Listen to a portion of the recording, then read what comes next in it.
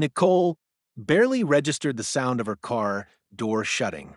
Her body ached from the double shift she had just pulled at the hospital, her scrubs damp with sweat and exhaustion clinging to her like a second skin. All she could think about was getting inside, kicking off her shoes, and hugging Amara. But the second she turned the corner toward her front steps, everything in her chest dropped. Amara was there, but not in her chair. She was on the ground, curled up on the porch, her cheeks streaked with tears, arms trembling as she tried to hold herself up.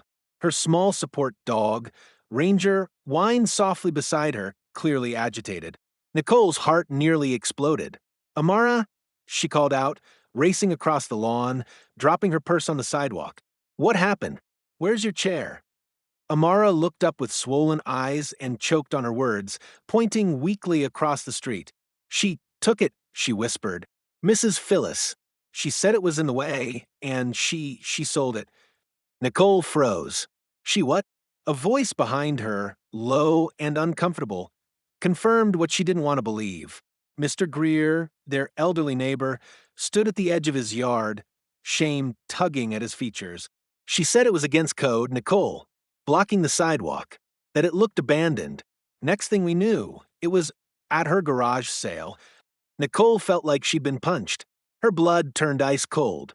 Without another word, she spun around and stormed across the street, her fists clenched, her legs moving on pure adrenaline. The sun glared off a row of neatly folded card tables in Phyllis Trent's pristine driveway, each covered with assorted knickknacks, throw pillows, dusty lamps. And there, in the middle of it all, like it was nothing more than used junk, sat Amara's electric wheelchair, scratched, labeled with a piece of neon tape. The words $80, lightly used, scrawled across it in permanent marker. Nicole couldn't breathe. "Are you out of your mind?" she shouted. Phyllis, crouched by a wicker basket filled with faux succulents, looked up, startled but not remorseful. "Oh, Nicole. Good afternoon. That thing was blocking common space. I sent 2 warnings, check your inbox." Nicole pointed to the wheelchair, her voice rising. "That thing is my daughter's legs, her independence. She can't even crawl to the bathroom without it." Phyllis stood, brushing dust from her khakis. "Well, it was an eyesore. Left out for days. The HOA guidelines. You sold my daughter's mobility at a garage sale." Nicole screamed, her voice cracking. "You stole from a disabled child." People turned. Neighbors began gathering. Phones came out. But Phyllis only tilted her head, the picture of smug confidence. "Call the board if you have a problem," she said coolly. "Everything I've done is within HOA rights." Nicole's body shook with fury and disbelief. She didn't know what was worse, that her daughter had been left crawling across the porch, or that this woman believed. She was right. Nicole remembered the first time a doctor said the words muscular dystrophy. How sterile and heavy it sounded in the pediatric clinic's too white lighting. Amara had been only 3, still wobbling like a baby deer, her legs buckling more than walking. Nicole had chalked it up to clumsiness to growing pains. But the way the pediatric neurologist gently said, "We'll need to prepare for a progressive condition," shattered that hope. In that moment, Nicole felt as if her world split open. No amount of parenting books or night shifts or scraped-together savings had prepared her for the idea that her daughter's muscles would slowly betray her. From then on, everything became a series of adjustments, child-proofing the world not just from danger, but from disappointment. As other kids ran up playground ladders, Amara watched from the mulch, legs wrapped around her mother's as she asked, "Why can't I fly like them?" Nicole never had answers, just hugs, and later, therapy appointments. By the time Amara turned 6, walking short distances became a struggle. She'd fall, cry, and tell her mother, "I just want to play without hurting." That's when Nicole began researching wheelchairs, electric ones, sturdy ones, the kind designed for children who didn't want to feel less than on the sidewalk. Insurance covered almost none of it. The chair Amara needed, lightweight, collapsible, joystick-controlled, with a bright pink frame, cost more than what Nicole made in 3 months. So she picked up a second-night shift at the assisted living center, canceled her own health appointments, and sold her late mother's jewelry, the last thing she'd held onto since the funeral.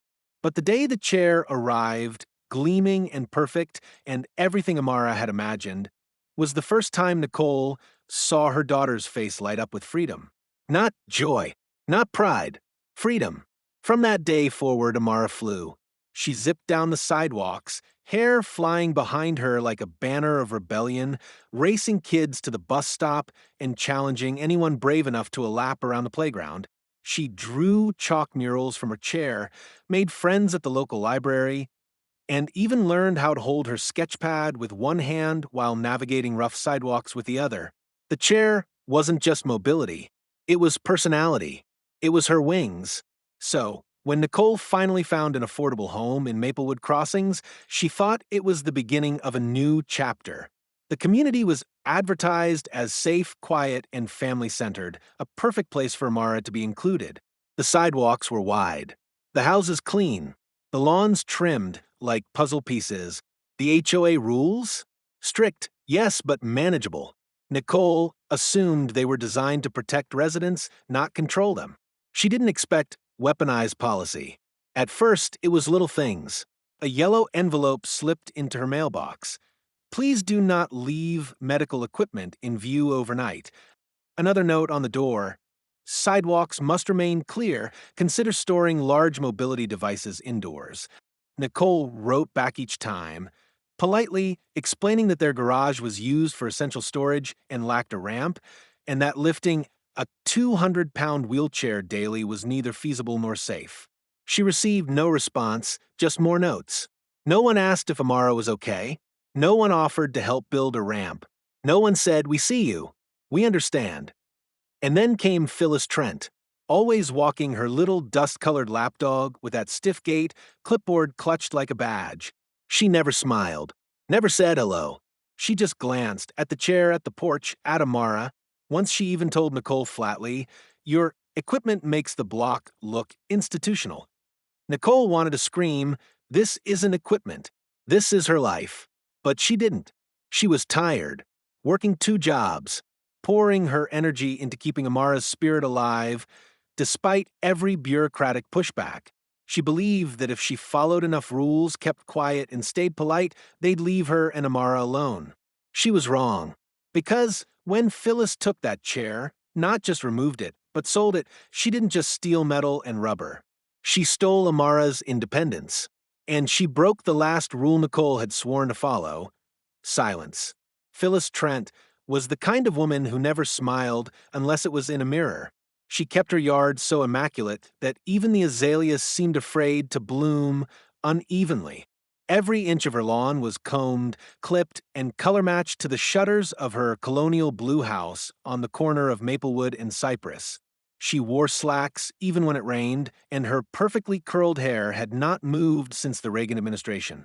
But what made her dangerous wasn't her obsession with order, it was the clipboard. No, one knew exactly when Phyllis became the unofficial face of the Maplewood Crossings HOA, but by the time Nicole moved in, her authority was already unquestioned. Technically, she was the treasurer, but in practice, she acted as judge, jury, and enforcer. Her clipboard was never far from her side, and every time she made her slow, deliberate walk through the neighborhood with her tiny lapdog Muffin in tow, residents either waved nervously or shut their curtains. She logged everything: trash cans left out past 7 p.m., porch chairs that didn't match HOA pallet codes, even holiday decorations that clashed with the community aesthetic. So when Phyllis noticed Amara's wheelchair parked beside the porch for the first time, Nicole should have expected what followed. The first note arrived tucked under the welcome mat, printed and folded precisely. Please store all large personal equipment in an enclosed space after use. Sidewalks must remain free of obstruction. Nicole frowned. The chair wasn't even on the sidewalk. It was on the porch ramp, custom installed with city approval, and nowhere near any community path. She replied politely via the HOA contact form, explaining that the garage was too narrow to navigate safely, that Amara's condition made frequent transfers exhausting, and that the ramp itself made it practical to park the chair outside temporarily. No reply. The second notice came a week later. Per Article 14, Section C, unsightly items visible from the street may be subject to removal. Consider storage alternatives for visible mobility devices. Unsightly. That was the word that lodged in Nicole's chest like a shard of glass. She tried calling the HOA board directly, only to be routed to voicemail. No one returned her messages. She spoke to a few neighbors who offered sympathetic nods, but no support. One woman whispered, "I'd help, but you know how Phyllis is. She'll retaliate. She always finds something." And then, during the monthly board email update, Nicole saw it, a new rule proposal listed for voting. Proposal number 41, no unattended medical or personal mobility equipment may remain visible from the front-facing property line for more than 2 hours. Phyllis had even added a note beneath it.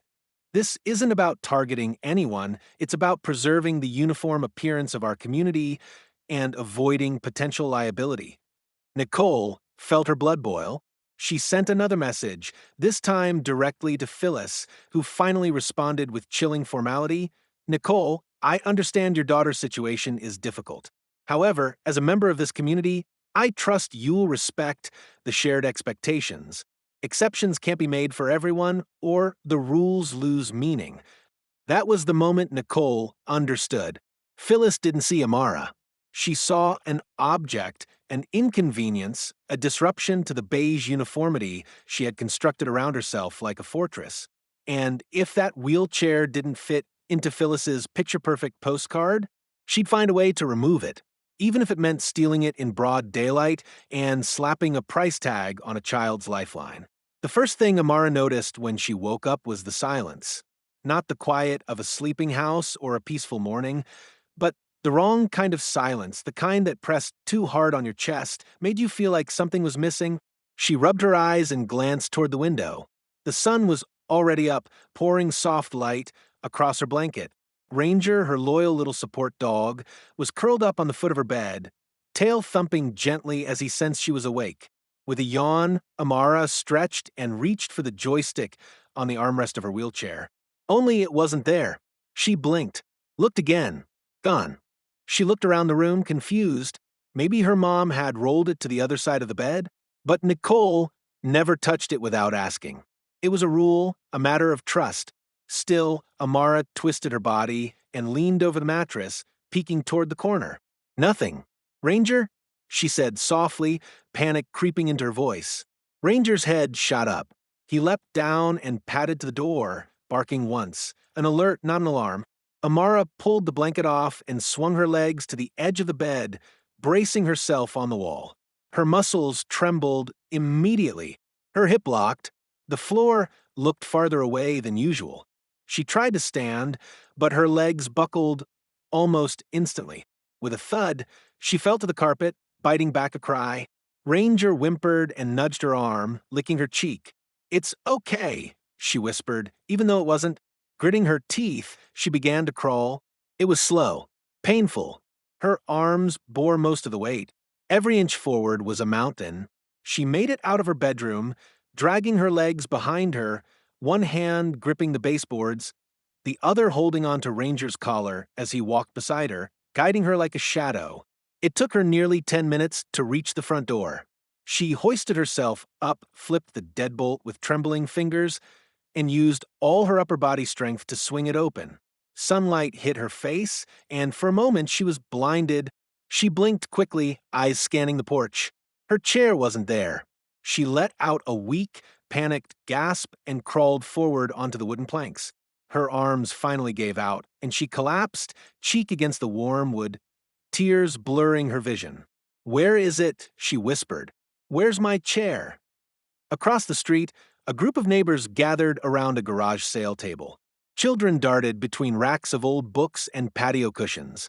One boy, no older than 8, glanced toward her and squinted. "You okay?" he asked, slowly walking over. Amara tried to push herself up, but she couldn't. My chair," she said, her throat dry. "Have you seen it?" The boy nodded casually and pointed behind him. "Yeah, that lady Phyllis? She said it was left out, and people thought it was trash. It's over there at her garage sale. She put a price tag on it." Amara stared, lips parted, not understanding. Then she saw it. Her chair. parked in the middle of the driveway across the street, a tag swinging from the handlebar in the breeze. Her name, scribbled in faded marker on the backrest, still there like a signature on a painting no one understood. She wanted to scream, to crawl to it, to stop the whole world and ask how someone could look at that and think it was disposable. But she couldn't move anymore. So Ranger barked, a sharp, urgent, echoing bark that sent the boy running, that brought Mr. Greer out of his front door, that woke Nicole across town from the end of her shift in a break room recliner with a cold cup of coffee still in her hand. The bark that said, "Something is wrong.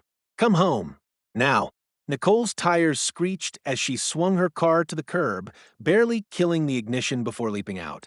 She didn't even bother shutting the door.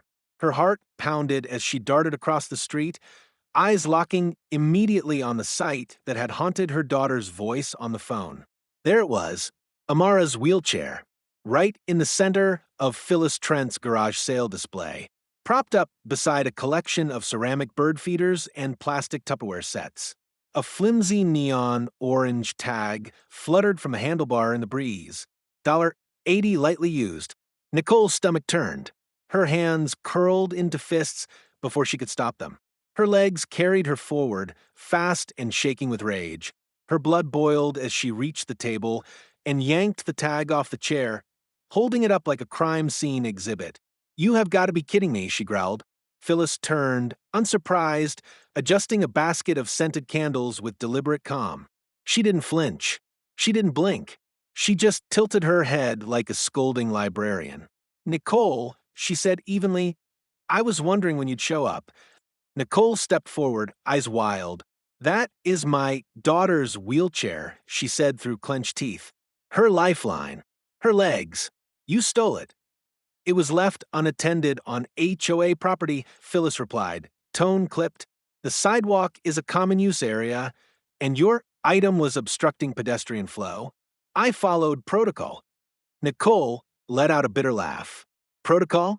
You sold a disabled child's wheelchair like it was a second-hand stroller." "I placed a notice on your door 2 days ago," Phyllis replied coolly. "You didn't respond. So I acted according to Article 14. Nicole looked around, her voice rising now. "You mean the fake article you wrote last month to target my child? Because her chair didn't match your community aesthetic?" Heads were turning. Neighbors gathered. Some stepped back, but others watched closely, phones in hand. A few began recording. "I didn't target anyone," Phyllis snapped, her mask beginning to crack. "I'm maintaining standards. If everyone left personal items lying around, wheelchairs, scooters, bikes, this place would look like a garage itself." Nicole's fury reached a breaking point. "That item you call clutter is the only reason my daughter can go to school, to the library, to the bathroom without crawling." Her voice broke. "She collapsed this morning trying to find it. She cried on our porch because of you." Phyllis's eyes darted toward the phones, then quickly softened her tone. "I think we're getting emotional here. Let's stay rational." Nicole stepped between her and the chair. "Touch this again, and I swear to God," Phyllis whipped out her phone and dialed. "Yes, I'm at 408 Maplewood. I have a hostile individual trespassing at a community garage sale. She's yelling. I feel unsafe." Nicole froze. "Unbelievable," she whispered. Within minutes, a police cruiser rolled up the street. 2 officers stepped out, surveying the scene. One approached Nicole, who stood with her arms crossed, shaking, breathing hard. "Ma'am, we got a call about a disturbance." "She stole my daughter's wheelchair and tried to sell it," Nicole barked, gesturing toward the chair. "It belongs to us. I have the serial, the receipts, everything. Do you have it on you right now?" Nicole blinked. "No, I was at work. I came straight here." Phyllis stepped forward, playing the innocent. She barged into my garage sale, screaming, making threats. I feared for my safety. Nicole turned, incredulous. "You're kidding me, she stole from us." The officer held up a hand. "Let's just de-escalate for now. Until ownership can be confirmed, we're asking everyone to step away." Nicole's voice dropped to a whisper. "You're protecting her?" "Please step over here," the officer said. Nicole stepped back, slowly trembling with rage, and reached for her phone. "I'll call my lawyer." But before she could dial, the second officer approached with cuffs. "We just need to detain you temporarily. Disorderly conduct." And just like that, in front of the entire neighborhood, Nicole was handcuffed, while the woman who sold her daughter's wheelchair stood beneath a string of garage sale bunting, fixing her name tag and offering juice boxes to bystanders. The wheelchair stood in the sun, silent witness to a neighborhood gone morally bankrupt. But the phones kept recording. And the internet? The internet doesn't forget. The house was silent. Not the peaceful kind of silence that comes after a long day, but a heavy, suffocating stillness that wrapped itself around Nicole and Amara like a wet blanket. The kind of quiet that makes every sound feel too loud, every sigh, every creak of the floor, every scrape of the dinner plate that Amara wouldn't touch. She sat at the table, arms folded across her chest, lips tight, and eyes empty. Her plate, Nicole's best effort at making her favorite macaroni and broccoli, sat untouched. Ranger lay quietly beneath her chair, as if sensing her sadness and refusing to leave her side. His eyes followed her every slow breath.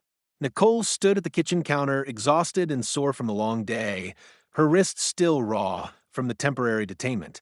She'd gotten out after only 2 hours, no charges filed, just a warning for disturbing the peace. But the damage had already been done. After being released, Nicole had marched right back to Phyllis's sale with 2 uniformed officers and the serial number from Amara's wheelchair receipt. It was enough. The chair was returned without apology, without shame. Just a simple statement from Phyllis: "This issue is now closed." But it wasn't, because when Nicole wheeled it back across the street and examined it under the living room light, she saw the damage. The joystick had been bent slightly inward. The fabric of the seat was torn. The left wheel had a wobble now, and the paint, Amara's custom pink frame, was chipped and scuffed in several places. It didn't just look used, it looked violated.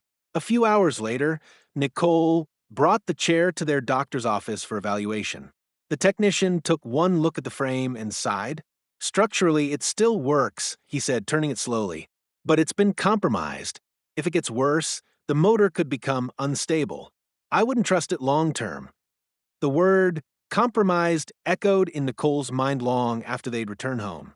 Now, standing in the kitchen, Nicole watched her daughter in silence. She hadn't cried since the incident. Not once. But that was what scared Nicole the most. Amara hadn't drawn. She hadn't turned on her cartoons. She hadn't spoken more than a few words since being carried into the house that morning. She just sat there. And then finally, in the smallest voice, Amara whispered, "It's not mine anymore. It doesn't feel like mine." Nicole walked over, knelt down beside her, and took her hand. "It is yours, baby. And I'm going to fix this. I promise you, I don't care what it takes." Amara looked at her with wide, searching eyes. Even if they try to take something else?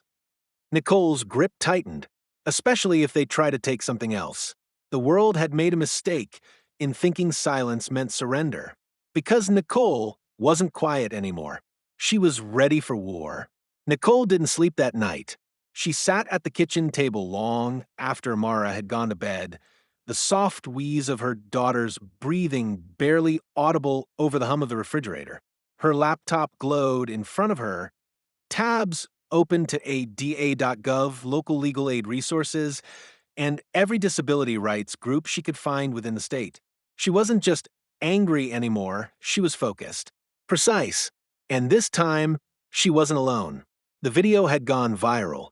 Someone had uploaded the garage sale confrontation online, complete with Phyllis's smug dismissal, and the moment Nicole was handcuffed for disorderly conduct. Within hours, the clip had spread like wildfire across social media. The caption read, "HOA Karen sells disabled child's wheelchair, then has mom arrested for wanting it back." Outrage exploded. Thousands of comments flooded in. People tagged advocacy groups, reporters, and legal watchdogs. The story aired on the local news that evening and was trending nationwide by sunrise.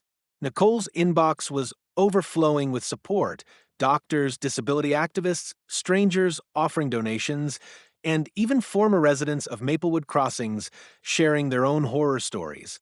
But the most important email came from someone named Sabrina Lawton, a civil rights attorney specializing in disability discrimination cases. The subject line read, "I saw what happened. I want to help pro bono." Nicole stared at the email in disbelief. She read it twice before replying with a shaky, grateful yes. They met the next morning. Sabrina arrived with a thick binder, legal pads, and an air of calm professionalism that immediately put Nicole at ease. "Here's what we're going to do," she said firmly. "We'll start with a formal complaint to the Department of Justice's ADA division. We'll notify the State Disability Rights Council, and we'll file a civil suit for theft, discrimination, and emotional trauma." Nicole blinked. "All of that." Sabrina smiled. What Phyllis did wasn't just morally wrong, it was illegal. They began assembling the case. Nicole provided emails, HOA notices, the video footage, and photos of the damaged chair. But the turning point came when neighbors began stepping forward. One by one, people knocked on Nicole's door or messaged her privately. A single father down the block confessed that Phyllis once fined him $200 for installing a portable ramp for his elderly mother without prior visual approval. A mother of twins said Phyllis had threatened to report her to Child Protective Services because her stroller blocked the mailbox. An elderly veteran emailed, "She made me remove my walker from the porch, said it looked abandoned. I fell twice trying to carry it in and out. Pattern, after pattern, after pattern." Phyllis hadn't just targeted Nicole and Amara. She had a history of harassing people who disrupted the visual flow of the community. And now, her victims were finding their voices. Sabrina compiled every testimony into a detailed case file. Nicole gave a recorded statement for the ADA. The lawsuit was filed under the title Harris versus Trent and the Maplewood Crossings Homeowners Association claim willful violation of disability access laws, theft of medical property, harassment, and infliction of emotional distress. The filing made headlines again. This time, the HOA board couldn't hide. They issued a cold, legal-sounding statement. "We are conducting an internal review and will cooperate with all parties to ensure fairness and safety." But that wasn't enough. Nicole held a press conference outside the city courthouse. Her hands trembled slightly as she stood behind the microphone, but her voice was strong. "My daughter's wheelchair isn't clutter. It isn't debris. It isn't a violation of neighborhood aesthetics. It is her freedom, her right, and it was treated like garbage because someone with a clipboard thought her disability didn't belong in their perfect little world. I'm here to say we do belong, and we're not backing down." Cameras flashed. Reporters scribbled furiously. Amara watched from the side. Seated in her repaired wheelchair, Ranger curled beside her. For the first time since that awful morning, she smiled. Because this time, the fight wasn't just for her. It was for every child who'd been told to hide their difference. And this time, they were going to win. The internet did what it does best, turning injustice into a megaphone. Within days, Nicole and Amara's story had taken on a life of its own. News outlets across the country ran headlines like, "HOA Karen sells disabled child's wheelchair at garage sale, community mother arrested while demanding daughter's medical device back, the wheelchair war." How HOA power went too far clips from Nicole's tearful press conference aired on morning shows and cable news panels. Disability rights advocates began citing the case as a defining moment in the fight against housing discrimination. TikTok creators reenacted the confrontation with hashtags like #WheelchairJustice and #NotYourGarageSale. Memes exploded. One featured a cartoon Phyllis pricing a child's crutches with the caption, "Karen's Inventory, everything that offends her eyeballs." Late-night talk shows caught on too. One monologue joked, "Some HOA lady sold a kid's wheelchair like it was a used lawnmower. Next week, she's probably listing insulin pumps on Facebook Marketplace." The audience groaned, laughed, and then applauded the courage of a mother standing up to something bigger than a bad neighbor. A system that had enabled cruelty under the guise of policy. Under growing pressure, the Maplewood Crossings HOA board finally took public action. In a formal statement, read in a tense, awkward neighborhood meeting streamed live by a local affiliate. They announced that Phyllis Trent was indefinitely suspended from all board duties pending a full investigation. The board tried to soften the fallout. "We deeply regret the distress caused," the HOA president read aloud, "and we recognize the need to modernize our guidelines in a way that protects all residents equally." But it was too late to save face. The community had been divided. Longtime residents who had suffered silently now spoke up.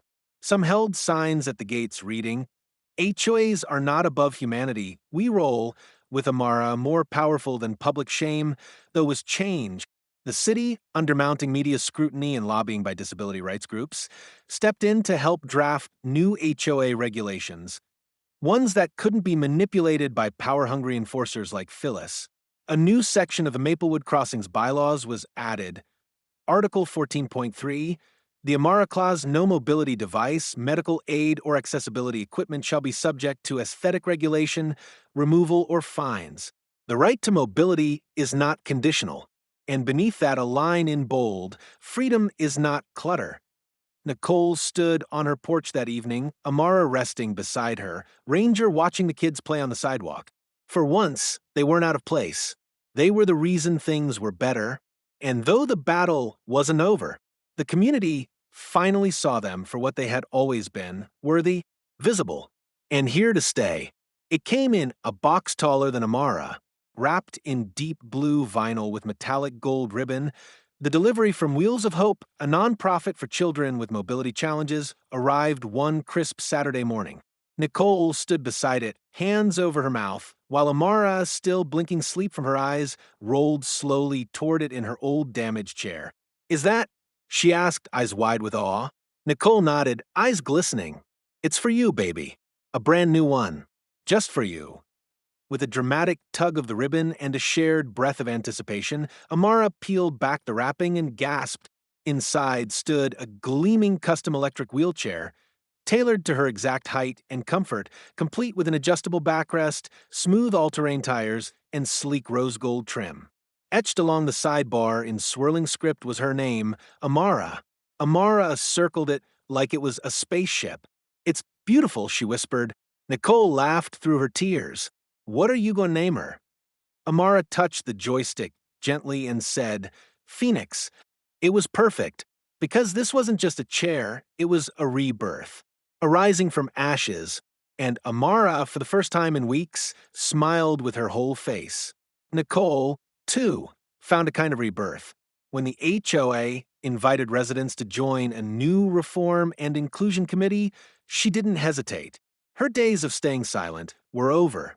She sat at the same conference table where she'd once been ignored, her voice now shaping new guidelines and protections. With her help and Sabrina's legal influence, Maplewood Crossings began evolving. Accessibility ramps were subsidized. A neighbor volunteered to build covered storage spaces for mobility equipment.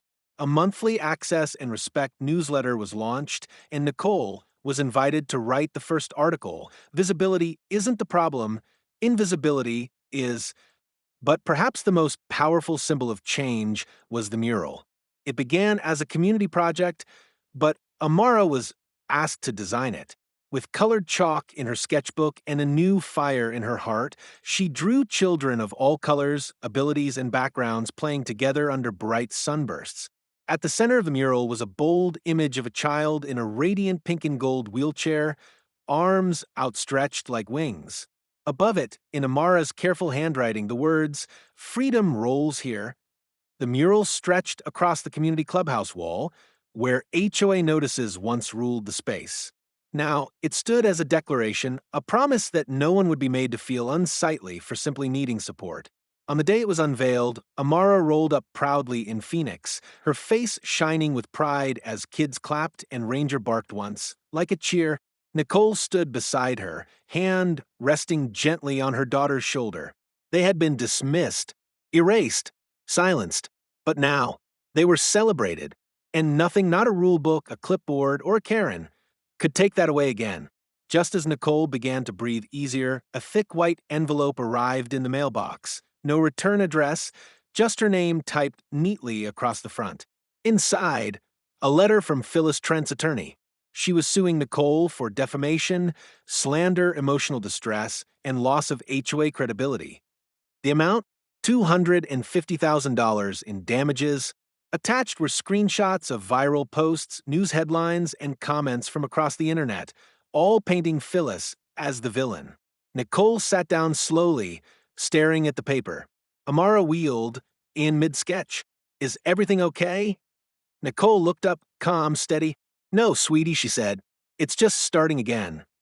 She folded the papers neatly and stood. But this time, they picked the wrong woman to fight. Backhand index pointing right next episode. Nicole takes a stand. But when a secret from Phyllis's past is revealed, the courtroom turns upside down, and Amara's testimony may be what finally brings justice. Ready for your next title, whenever you are.